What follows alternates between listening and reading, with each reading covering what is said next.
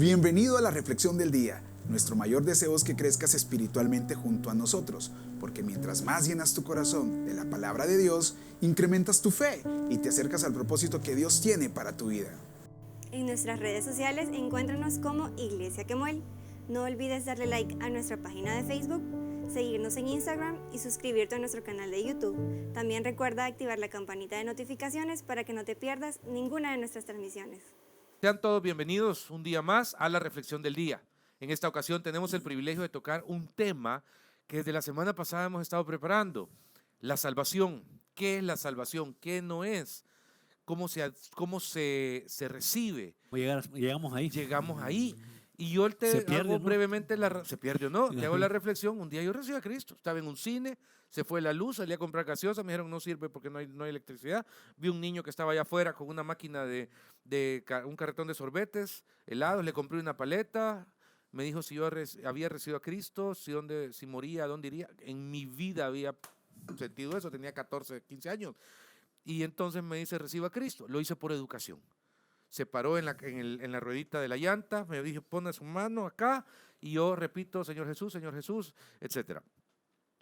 Honestamente yo no sentí nada, pero algo pasó porque con el año y medio, mi madre, cuando yo regresé de vivir fuera del país, se había hecho cristiana, mi familia era cristiana, y entonces después fui atando cabos, cree en el Señor Jesucristo y será salvo tú y tu casa.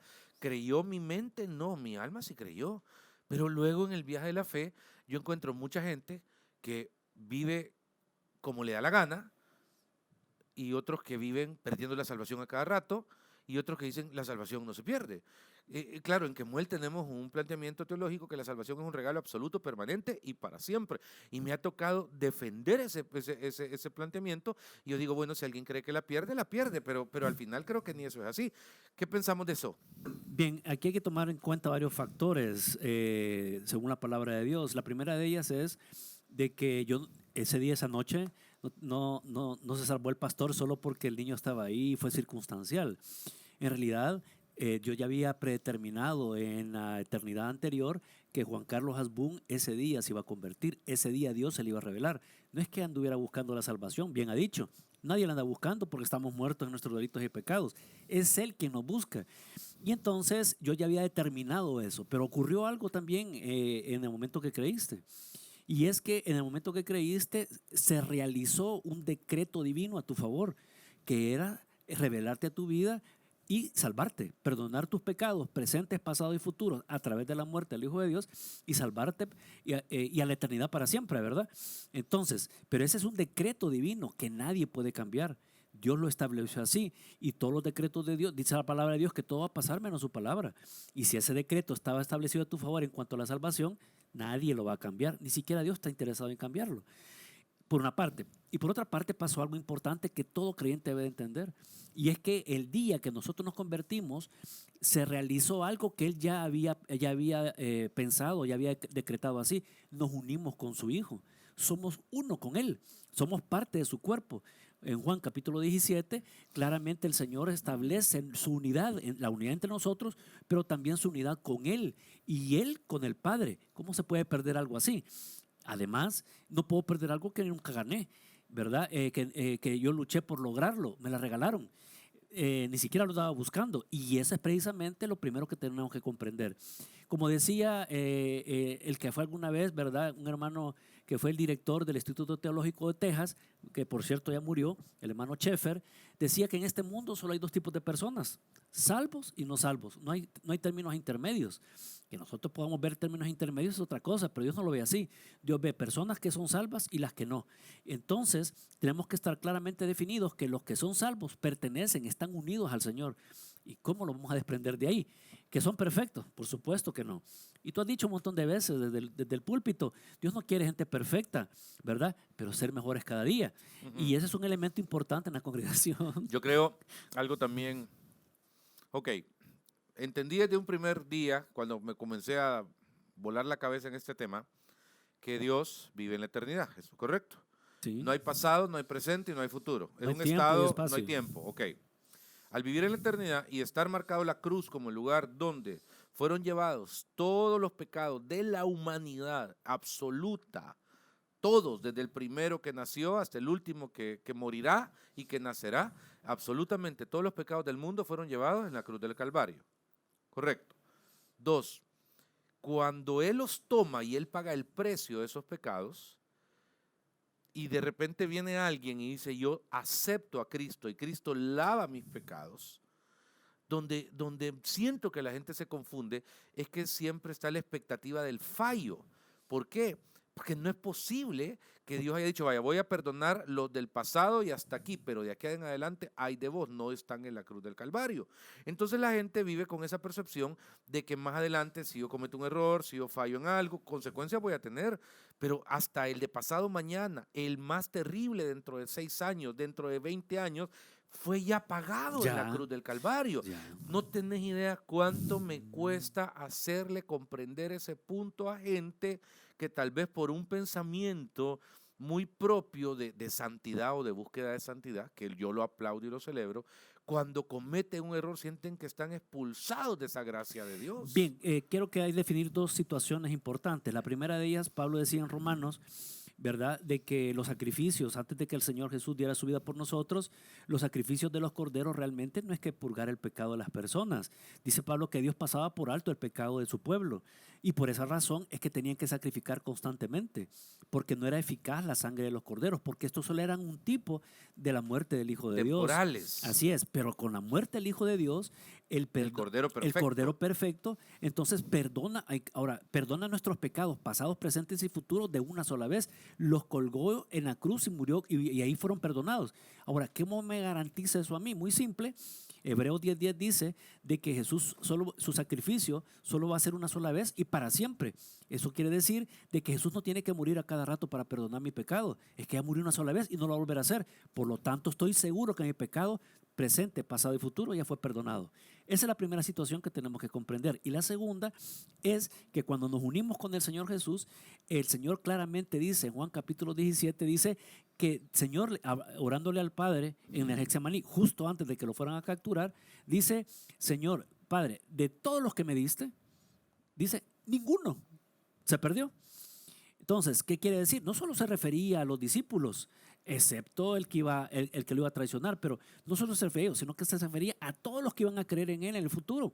Entonces, de todos los que el Padre le dio al Hijo, ninguno se va a perder. Mira, y cuando entran en un contrapunto hay personas que, por ejemplo, cuando dicen ni los adúlteros, ni los fornicarios, ni tales entrarán en el reino de Dios, ese tipo de versículos generan, ya ve, entonces, hay de aquellos, hay de los que no entren. ¿Cómo le dirías a alguien que vive siempre buscando esos versículos para hacer cuña a aceptar la gracia? Porque Dios odia el adulterio, Dios odia la fornicación, Dios odia el divorcio, pero no odia al divorciado, no odia al adúltero, no odia al fornicario. Para ellos hay opción. ¿Y cómo puedo probar esto? Muy simple. Cuando le llevaron a la mujer adúltera, ¿verdad?, que la acusaban porque la habían encontrado en el momento de adulterio, ya todos conocemos lo que ahí pasó. El Señor le terminó perdonando de lo que había ocurrido, de un pecado que él odie, pero amó a la pecadora. Entonces, cuando la Biblia dice de que no entrarán al reino de los cielos los adúlteros, los fornicarios, son las personas que murieron así sin Cristo. Murió adúltero, ya no hay oportunidad de salvación, ninguna, se condenó para siempre. No va a entrar al reino de los cielos por ser adúltero, pero ya no hay esperanza para esa persona. No fue lavado ese pecado en la cruz nunca, del Calvario. Pero para los que sí fueron lavados, ¿verdad?, o están en dificultades actuales, porque puede ser que hay hermanos que estén en situaciones similares, tienen que comprender que Dios no está enojado con ellos. Si lo que el Señor quiere es precisamente salvarlos, para eso vino, ¿verdad? Para mí ese es un conflicto. Tratar con ellos y salvarlos. Es un conflicto como pastor, te voy a hablar como pastor. Porque en lo personal si hay iglesias donde alguno de ustedes se congrega, donde todo es santidad a Jehová y todo es pureza, de verdad le felicito, cuídelo. Su servidor es pastor de seres humanos sujetos a pasiones, con problemas. Se pelean con el esposo, se pelean con la esposa, se pelean con el jefe, tienen problemas, están endeudados con la tarjeta, están topados, cometieron errores, tienen depresiones, luchas, etc. Mi planteamiento es que cuando yo veo este tipo de versículos, trato personalmente de siempre enfatizarles el poder de la gracia, porque suficiente condena tienen en su día a día para no entender lo que la gracia significa. Cuando dice el texto que estamos dentro del hueco de la mano de Jehová, pienso que hay gente que piensa que está aquí y no nos damos cuenta que el hueco es tan grande que Como el por universo. más que querramos avanzar y avanzar y avanzar, No llegamos al límite. no llegamos al límite, Al borde. y estamos en el hueco de la mano de Jehová. Sí, ya lo logré, ya me fui al mundo, seguí en el hueco, ya me voy a tirar al barranco, seguís en el hueco. Y la salvación creo que es una percepción de fe. ¿Crees que cómo se asimila? Porque a mí me puede decir cualquier cosa, yo sé que mi salvación es mi regalo absoluto y para siempre y nadie me la puede quitar. Inmerecido. Inmerecido y ni yo mismo me la puedo quitar. Pero ¿cómo le decís a alguien que cada vez que se toque el tema, debate y anhela perder la salvación casi? Vaya. Lo que pasa es que, como dije yo al principio, nadie puede perder lo que no ganó. Primero, y en segundo lugar, hemos notado en diferentes grupos y lugares, y hemos hablado con varias personas, y es que no tenemos idea de qué va la gracia de Dios. Ese es todo el problema. O sea, la gracia de Dios es tan grande, pero es tan profunda hacia nosotros que nosotros ponemos reglas humanas, morales y éticas que rivalizan con la gracia de Dios, que es un regalo. Y por esa razón lo vemos a través de los ojos de la ética humana. Y la ética humana tiende a juzgar. Es lo primero que hace. Pero la gracia de Dios regala y olvida. Y esa es la parte que nosotros tenemos que comprender del Señor. Y no olvidar de que de todos los que el Señor le dio al Hijo, ninguno se perdió. Y un detalle más. Un pastor a mediados del siglo XX, una vez ya se había retirado y entonces lo invitaron para celebrarle su retiro y comenzó a llorar, un hombre ya mayor, y le preguntaron por qué está llorando. Por cierto, de sus escritos que yo he leído, algunos de ellos es el escritor que más y mejor ha hablado de la gracia de Dios. Y yo me quedo impresionado cómo habla de la gracia de Dios. Pero cuando le preguntaron por qué lloraba, él dijo, es que hasta hoy estoy comprendiendo cómo es la gracia de Dios. Ni siquiera él había comprendido. Y es de lo mejor que he leído sobre ese tema. Entonces creo que tenemos que comenzar por ahí. Somos salvos por gracia. Total y absolutamente. Y absolutamente. Y quizá esa es la invitación a cada uno, porque si su mente o la culpa no nos traiciona, porque entiendo pues que hay veces la culpa nos puede traicionar y sentir que perdimos algo, y porque obviamente hemos andado haciendo cosas que no agradan a Dios. Sí. Yo creo que aquí hay dos caminos, ¿me entiendes? O decir yo renuncio a todo eso porque soy una piltrafa, porque no puedo cumplir, o pedirle al Señor gracia, misericordia, y creo que es algo muy importante, revelación de salvación. La revelación de salvación es lo que te lleva a tener esa convicción de que pase lo que pase, tú sos salvo por gracia. Es curioso, en algunos retiros he compartido con gente y me gusta al final ponerlos a orar a todos, antes de todo este periodo tan loco que hemos estado atravesando. Y inclusive el líder, y le digo, vaya, si hay alguien aquí que no está seguro de su salvación, alguien que me venga a decir que no está seguro, nadie esté viendo, les digo yo, pero levante su mano. Mira, te va a sorprender, músicos de la banda que acaba de estar ministrando, predicadores de todos los que están en el grupo, líderes, hacen esto, como que dice, y todo el mundo, nadie está viendo, por eso el ejercicio es de mucho respeto. Pero yo digo, Señor, ¿por qué no hemos entendido el poder de la gracia? Porque no la entendemos. Es que si nosotros lográramos comprender, bueno, aceptar y comprender la gracia de Dios, es inevitable la consecuencia inmediata, que es que nos va a provocar ser mejores cada día, no peores. Como yo lo tengo ganado, puedo hacer lo que quiera. No, sino que va a provocar en mí ser mejor. Es inevitable esa sensación en la vida del creyente. Me explico, porque hay gente que cree que puede vivir como quiere, ¿verdad? Porque ya tiene la gracia de Dios, ya es salvo ya. No, es al revés. Entonces, provoca ser mejor por agradecimiento a Dios, porque sé lo que me ha perdonado, sé que Él me buscó, sé que me encontró, sé que me salvó, que no me va a soltar, que pertenezco a su Hijo y que y como pertenezco a su Hijo, entro dentro de la categoría que Él dijo que de todos los que le dio, ninguno se perdió. Entonces, eso tengo que comprender, bueno, todo creyente, ¿verdad? Esa es la idea y va a provocar en mí ser mejor. Voy a tener errores, por supuesto, sigo en este mundo, sigo luchando con mi viejo hombre, mis pasiones de toda la vida, mis mañas, por supuesto que sí, pero eso no significa que no quiera ir superando y ser mejor. Prueba de ello es que tengo a la altura de mi vida, todavía estoy aquí. Yo creo que hay mucha gente que se siente hater del evangelio y que caminó en el Evangelio porque debido a que tuvo situaciones inapropiadas o incorrectas o un estilo de vida que no agrada a Dios, lejos de sentir el apoyo o acompañamiento de su guianza espiritual, fue juzgado, fue señalado y fue hasta expulsado de lugares. Eso la Biblia también habla, obviamente que exhortemos, la Biblia menciona muchos casos relacionados al manejo dentro de la congregación, de casos de indisciplina, casos morales, etcétera, y de expulsión. ¿Cómo manejar eso? Pero de eso, sí, cada iglesia tiene su estrategia o su plan, pero mi punto es que creo que la salvación trasciende a la misma iglesia. Y quizá yo soy un fiel y absoluto creyente que la salvación es un regalo eterno para siempre, indubitable de la voluntad de Dios en mi vida. Solo quiero narrar Dale, algo aquí muy sencillo. Si nosotros notamos en el Evangelio, ¿verdad? Pablo habla eso de que si alguien que con testigos y todo se le termina expulsando de la congregación como último recurso, si no cambia. Pero si nosotros vemos las palabras del Señor Jesús, nunca dijo de expulsar. Es más, dejó las 99 para ir a traer la que se le había perdido. Ahora la pregunta es ¿por qué Pablo dice una cosa y el Señor expresó otra? Muy simple, porque ¿a quién de los dos sabía lo que le costaba cada vida? A Jesús, no a Pablo. Entonces, porque Jesús sabía lo que le costaba cada vida que iba a salvar, nunca pensó en segregarlo. Iba a tratar con esa persona hasta el último momento de su vida. No, ¿verdad? Y también te digo aquí, fíjate que te voy a acompañar en ese pensamiento, porque creo que aunque fuera por estrategia de una iglesia o por dogmas tomar decisiones sobre personas de su participación dentro de la congregación, ni aun eso define la salvación. No. Claro. La salvación es un regalo. Es que tenemos que comprender que yo no, como lo repito por tercera vez, no puedo perder algo que no me gané. Es un regalo de Dios. Y además es un regalo de alguien que cuando dicta una palabra es un decreto divino que sale de su palabra.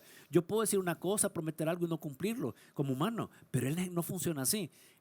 Lo que expresa su palabra se vuelve ley universal en los 3 cielos y no hay manera ni nadie que lo pueda cambiar. O sea, todo va a cambiar, todo si va a pasar menos su palabra. De los pecados pasados, presentes y futuros, perdonados en la cruz del Calvario, no es que va a aparecer un ángel diciéndole al trono del Señor, mira, fíjate Señor que en el año 2031 Juan Carlos cometió este error y no estaba en lo que Jesucristo crucificó en la cruz, porque se le cayó un papel al ángel y si Él ya ve, Él ve hasta siempre, desde siempre, toda la película. Sí, pero el concebir la salvación y el perdón de Dios en nuestra vida, quizás en otra ocasión podemos hablar de otro tema muy importante y que necesitamos en nuestras congregaciones, es que yo realice el perdón de Dios en mi vida, que me facilite perdonar al prójimo. Claro, este punto llega hasta aquí porque hay tela para hablar 10 horas, 10 años, pero creo que muy importante es que usted pueda reflexionar en el sentido de qué es la salvación en su vida. Si no ha recibido al Señor, recíbalo. Dígale hoy, Señor, te acepto en mi corazón como mi único y suficiente Salvador personal. Reconozco la cruz como el lugar donde recibo perdón de pecados, salvación y vida eterna. Entra en mi corazón en esa salvación preciosa, perfecta y por fe. Y gracias por ser parte de la reflexión del día. Nos vemos el día de mañana con otra reflexión. Y en el nombre del Señor, si usted no se ha suscrito al canal de YouTube de Iglesia Quemuel, yo le invito a que toque la campanita que está en YouTube para suscribirse y poderlo compartir, y asimismo los likes en Instagram y en Facebook. Esto nos sirve para expandir más el mensaje de reflexión. Que Dios le bendiga. Bendiciones. Puedes realizar tus diezmos y ofrendas a una cuenta destinada para tu siembra al número 2006-24880 del Banco América Central. Sé parte de nuestra familia. Te invitamos a cualquiera de nuestros 4 servicios dominicales. No olvides escribir a nuestro WhatsApp 77 77 44 56 para reservar tu espacio. Bendecimos tu vida. Iglesia Quemuel, levantados por Dios.